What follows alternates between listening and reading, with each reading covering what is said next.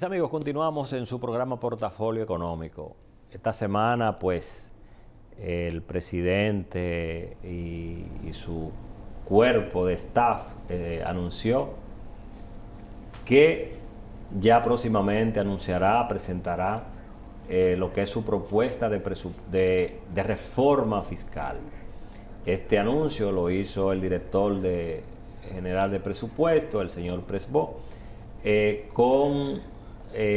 con algunas atenuantes. Decía que no, el gobierno no puede bajar la inversión de capital, y eso es correctísimo. Él indica que una disminución en este gasto de inversión, como se define en el presupuesto, pues ¿verdad? Tiene componentes que pueden ser riesgosos para la estabilidad. Y hay que reconocer que el tema de la propuesta de reforma fiscal, y vamos a ver si es una reforma integral o es una reforma de recaudación, porque definitivamente, y yo desde mi punto de vista, Susana, pienso que es un tema que entra un poco tarde de manera formal, ¿verdad? Como parte del gobierno, porque recuerda que en estos meses anteriores se lanzaron algunas pifias de posibles proyectos de reforma fiscal. Todos los sectores reaccionaron. Vamos a ver cómo viene lo que sería esta propuesta del presidente de la República. El señor director de presupuesto indica que el presidente ha escuchado a los diferentes sectores, y tú sabes que a mí me preocupa todo lo que se ha lanzado. Mira, se ha lanzado una reforma a la Constitución, al Código de Trabajo. Al Código de Trabajo. Una propuesta de disminuir la curul de los congresos, del Congreso y de la Cámara de Diputados.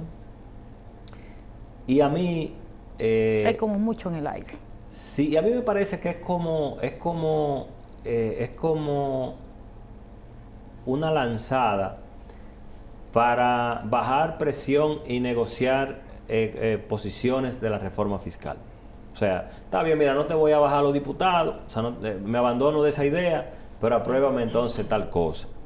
Y yo creo como que, entonces fíjate que conjuntamente, porque, Sana, yo no sé, pero si tú analizas, este país es como una novela. Mira, ahí trajeron a Figueroa, ahí trajeron a Figueroa Agosto. O sea, fíjate cómo es, o sea, te colocan unos distractores. Es correcto. Y en un momento tan crucial, porque esto no debe de ser cosa como de espectáculo. O sea, son cosas, si vamos a discutir reformas, que son reformas trascendentales para la vida, ¿verdad? Para nuestro sistema económico, nuestro sistema laboral, nuestro sistema jurídico, constitucional. Pues es como, porque tú analizas, como esas cosas como que caen del cielo. Es como que le dicen, fulano, ven ahora. Entra ahora tú. Ven ahora, porque eso no tiene sentido. Y mira, tú recuerdas que... Pero Basilio, Figueroa está anunciando un libro en una de estas plataformas famosas. Pero es parte... Y dijo cositas. Y déjame decirte, mira, porque si tú miras las cosas, a mí no me lucen que son casuales, porque, por ejemplo, fíjate que de entrada le da una primicia a los foques. O sea, para que entendamos, o sea... un influencer. Sí, porque no vamos a mencionar el nombre, a un influencer de la naturaleza de ese muchacho. Sí, pero lo que te quiero decir es, fíjate hacia dónde se enfocan los cañones. O sea, pudo haber venido a un programa formal, pero ese programa formal, su rating... ¿Es alto? No, que es otro tipo de persona el que lo consume. Y ese tipo de persona que consume esos programas no tienen morbosidad. O sea, analizan de manera objetiva los temas. Sin embargo, cuando tú lo colocas hacia otros niveles, entonces es a correr en toda la hilera de las redes sociales. O sea, lo que pasa es que si fuera con un psicólogo analista, del comportamiento de esos tipos de sociedades, nosotros pudiéramos tener muchísimas conclusiones de eso, porque si tú analizas, o sea, para ponerte un ejemplo, ahí Tecachi dijo, pero ¿quién consume a Tecachi? O sea, entonces hay que ver. Entonces, cuando estamos en un momento tan trascendental, que lo que estamos discutiendo es reforma laboral, Susana, que hay que hacer una reforma laboral con los criterios que demandan los tiempos de hoy, porque tú lo has dicho en muchos programas, la pandemia transformó en un 50% la forma de cómo nosotros debemos de comportarnos en ciertas líneas laborales. Facilitó, obligó a aprovechar las tecnologías. Entonces, una reforma laboral debe de ir encaminada a poder actualizar y quizá también anticiparnos, ¿verdad? Porque de eso se trata. Las leyes tienen que mirar también el tiempo. Contemplar todo. Contemplar todo. Un 360. Correcto. Entonces, por ejemplo, si tú analizas, fíjate, por ejemplo, que el ministro de Trabajo anuncia que dentro de la reforma viene el tema de lo que se incluyó del trabajo remoto o a distancia y doméstico. A lo doméstico. Al trabajo, reconocer los derechos del trabajador doméstico. Trabajo doméstico. Entonces, fíjate que más que mirar una realidad de nosotros montarnos, porque al final del camino, por ejemplo, ideas de incluir, por ejemplo, los derechos del trabajador doméstico está bien, pero fíjate que es más que un cumplido social, que un cumplido hacia lo que es el enfoque de la productividad, que es donde mayoritariamente nosotros debemos de enfocar lo que serían los proyectos de reforma, porque en la productividad tú tienes mejor calidad de vida de tus ciudadanos. O sea, ¿por qué? Porque mientras hay un mejor sistema productivo, las empresas tributan más, las empresas tienen mayor calidad de vida para sus entornos. Y te lo voy a poner muy sencillo. Si tú eres una persona, eres un trabajador, y tú tienes a un doméstico, una doméstica, y tú ganas bien, y a ti te va bien, pues es automático que tú le vas a pagar mejor a tu empleado. Evidentemente. ¿Tienes con qué? Claro, es que hay un efecto de consecuencia. Sí. Y ahora, si nos queremos colocar en la línea populista para vernos graciosos solamente de un lado, entonces no estamos haciendo un ejercicio con una visión de oportunidad de mejora al propio sistema. De cambio. No hay tal cambio en ese mismo sentido. En relación a las declaraciones presentadas por el señor Rijo Presbol, hubieron dos elementos que a mí particularmente me llamaron mucho la atención y van muy de la mano de lo que acabas de comentar. Primero es que el ministro se refirió a una realidad país que tenemos a raíz de todos estos temas de reforma, y es que los salarios de la mayoría de los dominicanos y dominicanas, Basilio, no aplican al pago de impuestos sobre la renta, que es otro impuesto, ¿verdad?, que va directamente al Estado dominicano. Esa es una realidad, los salarios son muy por debajo. Pero a un paréntesis ahí, Susana, porque fíjate que justamente es lo que estoy tratando de ilustrar. Por ejemplo, él dice, alrededor de un 80%, 82% no paga impuestos sobre la renta, porque los salarios no llegan a los 36 mil pesos. Exactamente, no llegan a los 36 mil pesos. Entonces, ¿qué hay que propugnar? Vamos a establecer un sistema donde las empresas realmente puedan producir y puedan pagar 36 mil y 37 mil pesos para que apliquen, pues son 36 y pico de miles de pesos. Y hablo de otro elemento, Basilio, son realidad país, a raíz de lo que tú decías de que nos gusta mucho compararnos con aquel país donde los impuestos son mayores, ¿verdad?, y las horas más caras. Otro tema que el ministro evidencia, la siguiente realidad, estamos endeudándonos y los intereses suben mucho. Hoy, ¿quién es que no sabe que cuando tú coges un préstamo a 15 años, vas a pagar, por ejemplo, vas a pagar más intereses que si lo tomas en 5? Y si tú sigues endeudándote, tú sabes que vas a trabajar para pagar. Y nada más, que son de los elementos que el famoso ministro, que nuestro ministro de Educación y reiteró con relación al otro tema que tenemos en palestra, Basilio Sánchez, que es el tema de los maestros, que ya no se habla en estas últimas semanas, como tenemos semáforos, como tenemos reforma, pues ese tema quedó ahí, pero no se le pagaron los incentivos, ¿verdad? O los resultados de la evaluación de desempeño. Nadie más ha hablado de eso. Y hablo de una realidad que también conoce esa clase y que tú y yo conocemos también porque nos tocó. La cooperativa, el endeudamiento. Cuando yo leí estas declaraciones y veo las declaraciones del ministro Rijo, digo, pero andan en la misma línea, porque que no le dan, viven endeudados.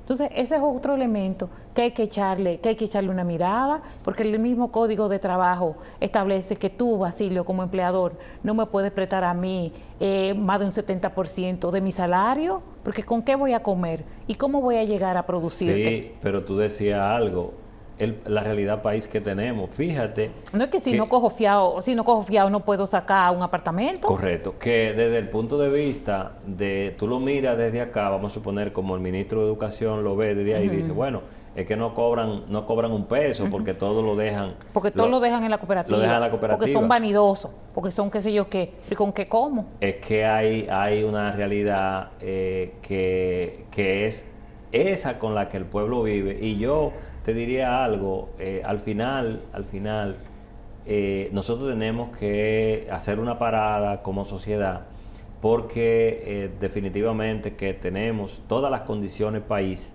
para nosotros poder reencauzarnos, pero tenemos que contribuir todo, el Estado, el gobierno, el sector empresarial. El sector empresarial, porque, y de hecho, fíjate que con este tema de la discusión de la reforma fiscal, se está hablando de un sacrificio de todos. Ahora, el gobierno acaba de aprobar recientemente una ley de responsabilidad fiscal, que es una ley que le pone un tope al gasto del gobierno, y diríamos que el gobierno está tratando de convencer a la población, y cuando me refiero a la población, incluyendo al sector empresarial, de que su propuesta de reforma sea aprobada ¿verdad? Como el gobierno la proponga, porque él se está comprometiendo a cumplir con otros aspectos.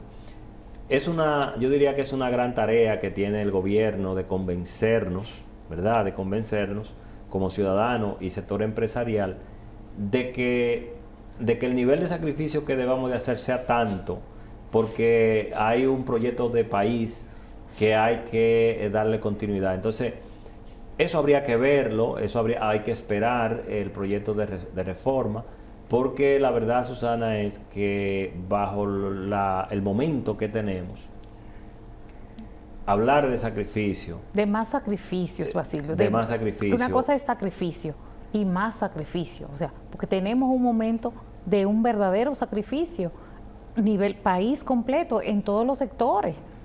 En todos los sectores tenemos el mismo sacrificio. Mira, de hecho, Susana, eso es tan así que yo pienso que el mundo se está sacrificando. O sea, los ciudadanos del mundo nos estamos sacrificando, y es un tema, y te lo pongo de la siguiente manera. Mira, el que ha viajado recientemente se sorprende de lo que recibe en el avión como porción de alimento.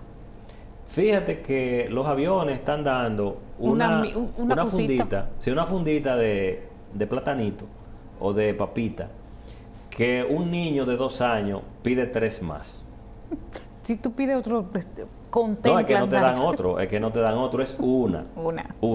Fíjate. Y lleno de aire. Entonces, ¿qué te quiero decir con esto? Que fíjate que después de la pandemia, el mundo ha hecho una reestructuración donde nos han sometido a un sacrificio a todos. Y pongo este ejemplo porque como tú dices que, ¿verdad?, es el enfoque país que nos estamos sacrificando, pero para que quizás podamos entender que no es un sacrificio solamente local.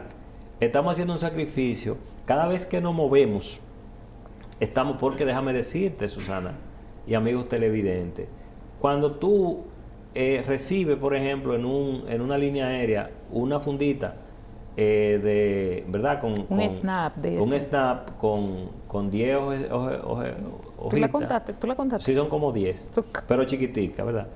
Pero cuando tú llegas... Pero te dan postre también. Cuando te dan tú un llegas, postrecito. postre, no. Sí, los pirulitos. Bueno, la cosita... bueno. No te la dan las dos, te dan una de las dos. Cuando tú llegas al aeropuerto siguiente, tú llegas con una hambre que te come, ¿verdad? Un elefante. Entonces ahí tienes que consumir. Fíjate que anterior... Y más caro. Claro. O sea, estamos hablando de sacrificio.